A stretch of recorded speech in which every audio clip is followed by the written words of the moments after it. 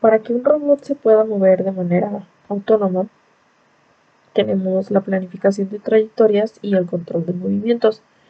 En la planificación de trayectorias, que también se le llama control cinemático, tenemos que entender como trayectoria una ruta en una secuencia de tiempo. Entonces, en la planificación de trayectorias se describe el movimiento deseado del robot como una secuencia de puntos en el espacio que tienen posición y orientación. Entonces, se genera esta secuencia y van a permitir llevar el robot de un punto a otro. Esta planificación normalmente se plantea en el espacio articular del robot, ya que se trata de especificar la posición, velocidad y aceleración de cada una de las articulaciones para obtener la trayectoria que se desea. Y bueno, aquí en la animación podemos ver cómo se mueve de un punto a otro. Mientras que en el control de movimiento o control dinámico, también se le llama así, trata de conseguir que el robot siga esa trayectoria previa que ya se determinó por, por la planificación de trayectorias, teniendo en cuenta las limitaciones de los actuadores y el modelo dinámico del robot. En este proceso también pues, se realizan las respectivas correcciones considerando la información que los sensores hayan suministrado. Y pues aquí está un esquema de seguimiento de trayectorias. Se tiene pues ya una trayectoria de referencia que se hizo en la planificación de trayectorias. Se generan movimientos que los va a realizar el robot y se retroalimentan de manera que, como dijimos, se puedan hacer correcciones. Bueno, para que un robot realice una tarea específica, es necesario que éste se mueva de un punto inicial a un punto final. Y este tipo de movimiento lo podemos realizar a través de diferentes trayectorias, pero en este caso nos vamos a centrar en la trayectoria punto a punto. En este tipo de trayectorias, cada articulación evoluciona desde su posición inicial a la final, esto sin considerar la evolución de las demás articulaciones.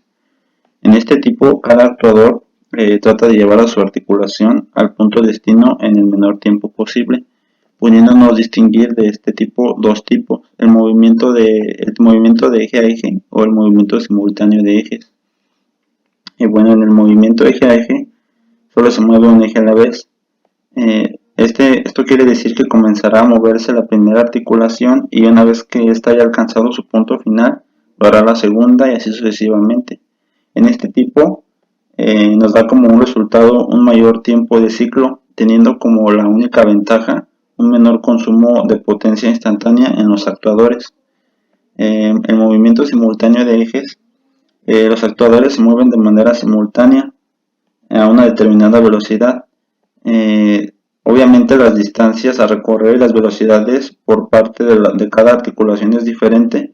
Esto hará que termine su movimiento en un instante diferente, lo cual quiere decir que el tiempo total invertido en el movimiento del manipulador coincidirá con el tiempo invertido por el eje que más tiempo emplea en realizar su movimiento particular, por lo cual generalmente el resto de los actuadores forzan su desempeño generando elevadas velocidades y aceleraciones, viéndose finalmente obligados a esperar a la articulación más lenta.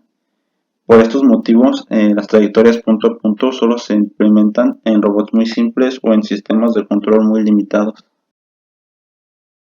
En este caso, lo que se busca es de que la trayectoria que se vaya a realizar vaya a ser de manera lenta y simultánea en todos los eslabones y ejes del robot.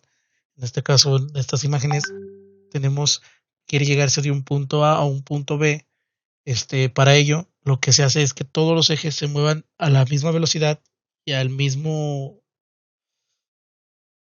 tiempo para que se llegue lo más rápido posible. Eso es el punto, eso es a lo que se quiere llegar con este tipo de trayectorias, que el tiempo total sea el menor posible y evitar una aceleración o forzar de más un actuador. En este caso, lo que se busca es de que todos los motores trabajen a la mismo amperaje, misma frecuencia, mismo todo, para que ninguno se lleve un sobrecalentamiento o ningún tipo de descompostura. En este caso, por ejemplo, tenemos del punto A al punto B, que simplemente se ve que es lineal, pero sin embargo los eslabones se mueven de manera diferente. ¿Qué es lo que tiene que hacer? Que en el momento en que se haga todo esto, también se van a mover el eslabón de este lado, llamaremos el eslabón 2 y el eslabón 1, que es como el principal, uno de los principales. van a hacer que se mueva para que el punto B sea alcanzado. Soy Marcos Seguiano y a mí me tocó hablar acerca de las trayectorias continuas. Para empezar, primero hay que definir qué es una trayectoria.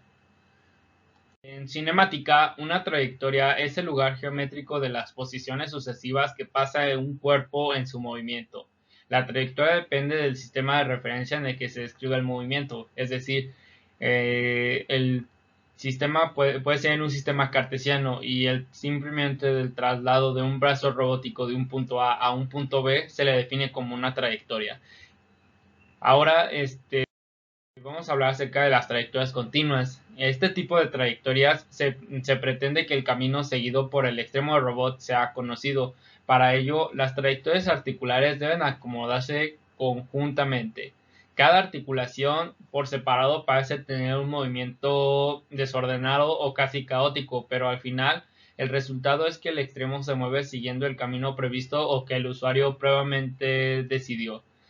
Dentro de las trayectorias continuas hay trayectorias ya típicas, como lo es el caso de una trayectoria en línea recta, en un arco de círculo, parábolas o en zigzag. En la imagen de la derecha podemos observar trayectorias articulares para un robot tipo escara. Este tipo de trayectorias son las rectas. Hay tipo de trayectoria recta, hay tipo de trayectoria y circulares. A continuación vamos a hablar del siguiente tema, el cual es interpolación de trayectorias. En el tema se manejan dos ámbitos generales, el cual el primero es el matemático y el otro es el robótico. En el matemático más que nada es hallar el dato dentro de un intervalo en el cual conocemos los valores externos.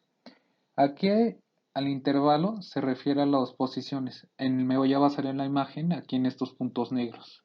Se podría decir que son las posiciones generales de lo que se haya movido, una trayectoria o algo.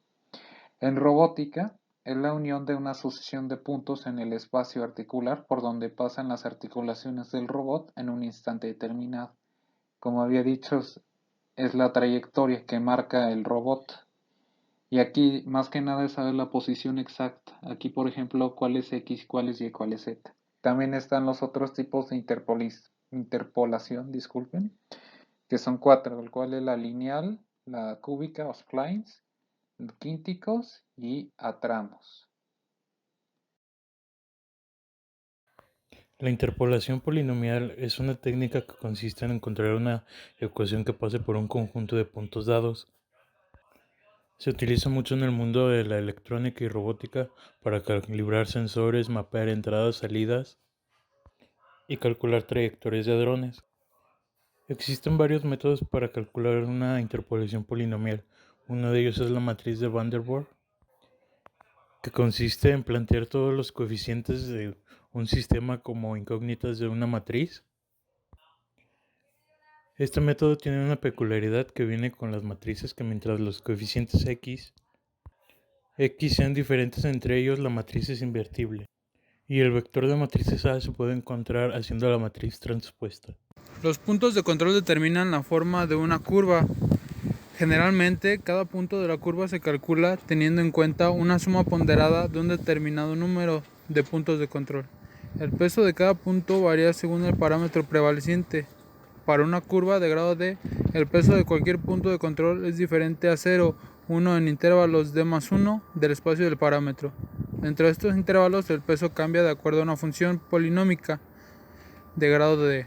En los límites de los intervalos, las funciones de base van bien a 0 y la suavidad viene determinada por el grado del polinomio. La adición de más puntos de control permite una mejor aproximación a una curva determinada, aunque solo una cierta clase de curvas se puede representar exactamente con un número finito de puntos de control. Así se permite más control sobre la forma de la curva, sin aumentar excesivamente el número de puntos de control. En particular, se añaden secciones cónicas como círculos y elipses al conjunto de curvas que se puede representar exactamente.